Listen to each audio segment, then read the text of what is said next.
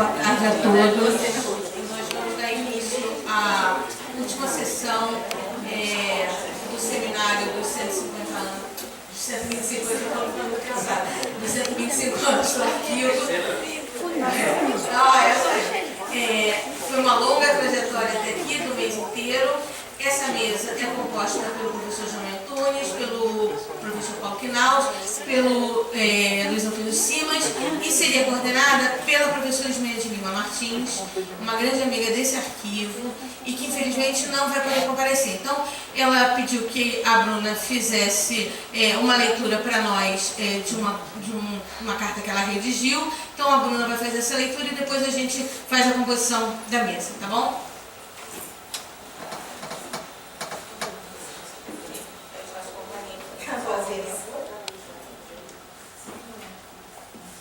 Boa tarde a todos.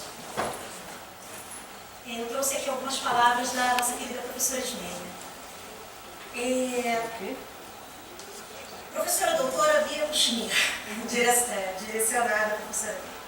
Compareci todos os anos às reuniões da entrega do prêmio Afonso Carlos Marques dos Santos, nos quais sempre me pronunciei diante das autoridades presentes, destacando a importância dos arquivos como equipamento social a serviço da administração pública, da pesquisa probatória, que garante direitos de cidadania e não apenas da pesquisa acadêmica. Hoje, infelizmente, por motivo de saúde, não posso comparecer a este evento que integra as comemorações dos 125 anos do Arquivo Geral da cidade do Rio de Janeiro.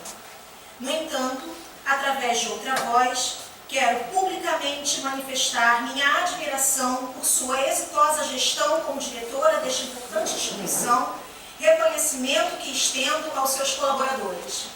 Da mesma forma, me dirijo à minha querida ex-orientanda Bia, para expressar meu orgulho em tê-la como colega no mundo acadêmico e parceira na luta em defesa dos arquivos públicos. Parabéns, querida Bia. Obrigada.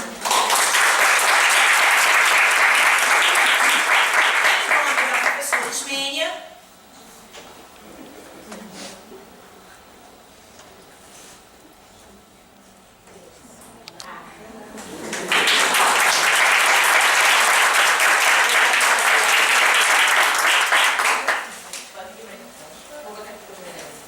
Então, agora, enquanto o professor Luiz Antônio Simas deve estar chegando, nós vamos fazer a composição desta mesa. Então, eu chamo o professor Jaime Antunes e o professor Paulo Quinaus para comporem comigo.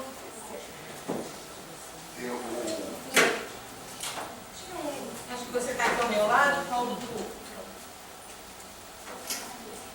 Aqui. Aqui. É bom você ter algum pendrive, algum PowerPoint, todo mundo ouvindo, um PowerPoint, uma coisa maravilhosa. Veja. Bom, então, diminui aí primeiro.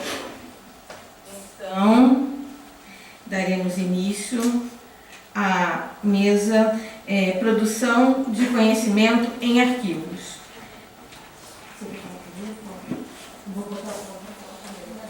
Então, para iniciar a mesa, nós vamos ouvir a palavra do professor Paulo Quinaus, meu colega desde o período de graduação em História na UF e atualmente diretor do Museu Histórico Nacional. Bom, boa tarde a todos. Eu queria começar agradecendo o convite da diretora Beatriz Kuchner, amiga querida, registrar minha satisfação de estar nesse momento aqui de aniversário dos 125 anos do Arquivo da Cidade. Esse ano nós comemoramos também os 200 anos dos museus no Brasil, desde a criação do Museu Nacional, atual Museu Nacional, o antigo Museu Real, e eu acho que são demonstrações não só da vitalidade das instituições culturais, mas da capacidade de resistência delas e, por consequência, também o seu potencial de renovação e sempre se preparando para qualificar a sua relação com a sociedade em cada tempo novo e diante dos novos desafios da história. De todo modo, não é? Quer dizer, para além dos agradecimentos, eu preciso dizer também que, mesmo hoje estando no Museu Histórico, é uma instituição que eu também sou afetivamente ligado, eu não posso deixar de dizer que essa casa aqui sempre me senti um pouco parte dela e me sinto sempre aqui em casa, porque sempre fui também muito bem recebido, não só pela minha amiga Bia, mas por todos os funcionários, desde o tempo da nossa saudosa professora Helena, não é, que foi diretora há muito tempo aqui. De todo modo, com quem eu tive a alegria, numa certa festa, promovida pelo nosso querido Afonso, dançar um bolero com ela. Né? Esse privilégio poucos tiveram. Né? De todo modo, né, o tema dessa mesa eu considero que ele é muito oportuno, porque de fato eu diria que essa ideia de afirmar os arquivos, as instituições culturais de um modo geral, como centros de produção de conhecimento, é uma luta dos nossos tempos. Eu pessoalmente há muito tempo venho defendendo esse ponto de vista e acho que nós tínhamos que nos pensar como instituições culturais, mas justamente por isso também aprofundar a nossa relação com o sistema de ciência e cultura, ciência e tecnologia e inovação. Não só porque a cultura depende da ciência, mas também porque eu diria que a ciência e a tecnologia, se não dependem, elas deveriam depender da cultura. Esse laço, ele é mais do que natural, ele é necessário, não é mesmo que a gente não encare esse laço como natural, ele é necessário, justamente para a gente poder olhar o poder da ciência criticamente, não é? Do ponto de vista histórico. Eu aqui nessa casa não preciso insistir muito, mas a gente sabe que em nome da ciência já foram feitas atrocidades humanas ao longo da história das sociedades, e por isso o olhar cultural sobre a ciência é necessário. Tá? Ao mesmo tempo, a cultura que não se insere na ordem do dia, a cultura que não participa da construção vital da sociedade, ela se torna um motivo diletante, ornamental, e isso só faz ela se separar da vida da sociedade. E nesse sentido, a aproximação da cultura com a ciência, eu diria que é vital para a gente manter justamente essa capacidade de resistência e renovação que as instituições culturais demonstraram ao longo do tempo. Bom, sem querer muito me alongar nessa afirmação, não é, de que os arquivos precisam se afirmar como centro de produção de conhecimento, a gente pode dizer que há quase que uma condição natural para isso, mas nem sempre a missão institucional está definida por esse ponto de vista. Eu queria acrescentar, não é, que esse pressuposto nos conduz sempre a perguntar pela história das razões que levaram os arquivos a se constituírem como instituições da sociedade. Se eles são centros de produção de conhecimento, se eles devem aprofundar essa relação com a produção de conhecimento, não é? Se nós estamos todos de acordo com esse pressuposto, o que significa, não é, nós definirmos os arquivos como uma instituição social comprometida com a construção do conhecimento. Bom, eu não quero aqui, como historiador, também esticar muito essa conversa sobre os sentidos, não é, da história das instituições. Mas a pergunta que eu queria deixar no ar é que, se os arquivos se definem como centro de produção de conhecimento, não é, nós temos que nos perguntar: conhecimento para quê? Ou para quem? E, por consequência, não é, nos perguntar, não é, também os arquivos para quê e para quem. Não é? Eu espero não conseguir responder essa pergunta, não é? Mas simplesmente lançar algumas ideias, não é? Para iluminar essa questão e provocar um debate e uma reflexão. Por sorte, nós temos pelo menos até os 150 anos para continuar pensando sobre isso, depois da abertura oficial aqui da nossa diretora. Não é? Mas que já traz a inspiração e a certeza que nós vamos chegar lá. Não é? De todo modo, não é? Então a pergunta que eu deixo é essa, não é? Quer dizer, conhecimento para quê e, por consequência, arquivos para quê? Uma dimensão fundamental da produção de conhecimento a partir dos arquivos é seguramente a pesquisa sobre a arquivística e as teorias da arquivologia. Eu não tenho dúvida, não é, de que isso é um ponto de vista que nós precisamos sempre atualizar e aprofundar, não é? E seguramente isso seria um bom motivo para a gente estreitar a nossa contribuição para o campo da ciência e tecnologia. Em outras ocasiões eu já falei bastante disso, não é? Mas eu sempre falo, o exemplo que eu gosto de dar é o do ponto de vista das boas práticas de conservação de acervos, não é? Especialmente os documentais e arquivísticos, é que, em geral, os protocolos foram definidos pelas experiências do hemisfério norte, não é? E nós ainda precisamos construir os nossos protocolos mais adequados ao nosso hemisfério e ao nosso ambiente climático, não é? Bom, mas de todo modo, não é?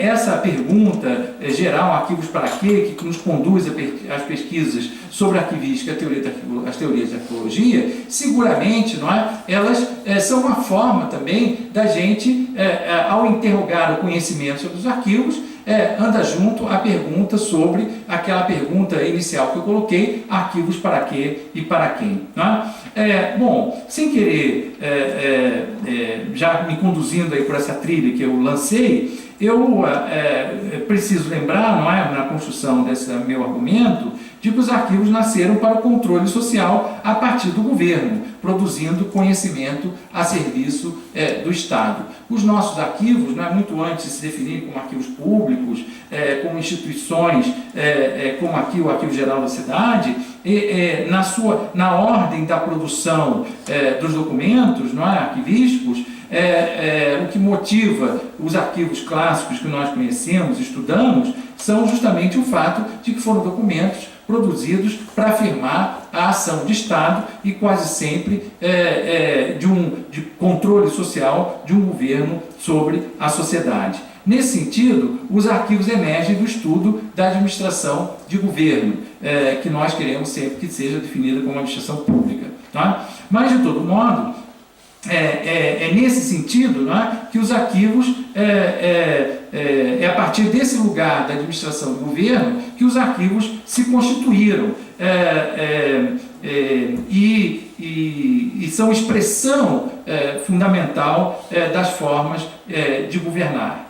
É o avanço das democracias que mudou os sentidos dos arquivos públicos para serem base de informação para definir processos de tomada de decisão em contexto de afirmação da transparência de Estado, invertendo a lógica do controle social, passando os arquivos a se tornarem equipamentos sociais a serviço da sociedade para controlar o poder de Estado e defender os direitos de cidadania. Então, em poucas palavras, o que eu gostaria de destacar é que a história dos arquivos ela é marcada, primeiro, por um momento em que o Estado produz conhecimento para o controle da sociedade.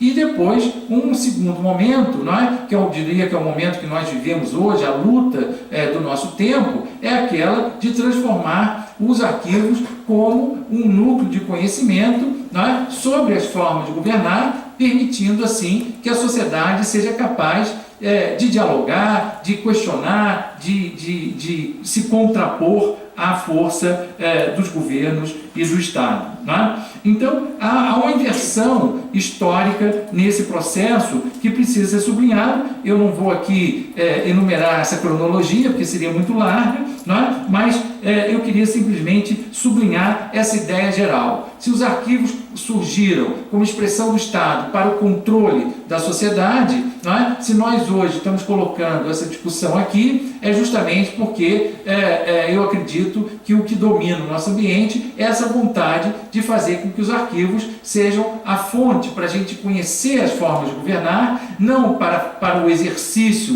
do governo, mas justamente para o exercício da cidadania, não é? Procurando interrogar as bases de desenvolvimento e construção das formas de governo. Essa mudança de ponto de vista também condicionou a definição dos arquivos não apenas pela sua missão institucional e cultural, mas igualmente pela sua dimensão política, ampliando o mundo dos arquivos para o universo da gestão de documentos como instrumento de regramento do sigilo de Estado, por exemplo.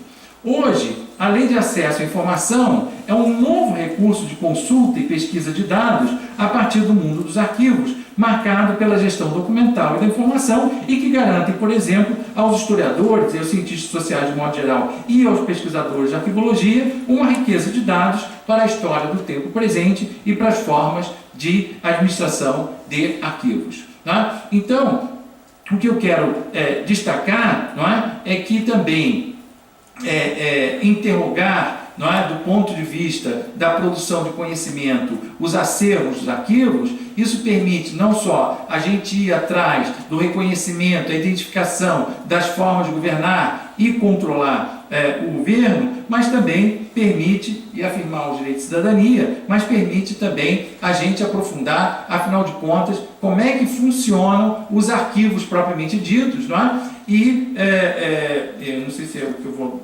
argumentar em seguida, mas é fundamental aí, para o nosso tempo em especial, o fato de que a preocupação com os acervos arquivísticos também ela terminou envolvida com a preocupação, que eu não vou dizer mais amplo, porque parece que eu estou defendendo o ponto de vista, mas é isso mesmo, não é? Que é o ponto de vista da gestão documental. Não é? E eu mesmo, não é? No tempo que compartilhei as sessões do Conselho Nacional de Arquivos com o meu querido Jaime Antunes, aqui, que me acompanha nessa mesa, não é? Eu não imaginava a importância que a LAI teria para a pesquisa científica acadêmica. Não é? Eu de lá para cá já fui a algumas bancas que tinham como fontes justamente a consulta de dados, não é? A partir do recurso da LAI. Eu nunca imaginei, e não em cima da documentação que está nos arquivos, que era a nossa preocupação, né, Jaime?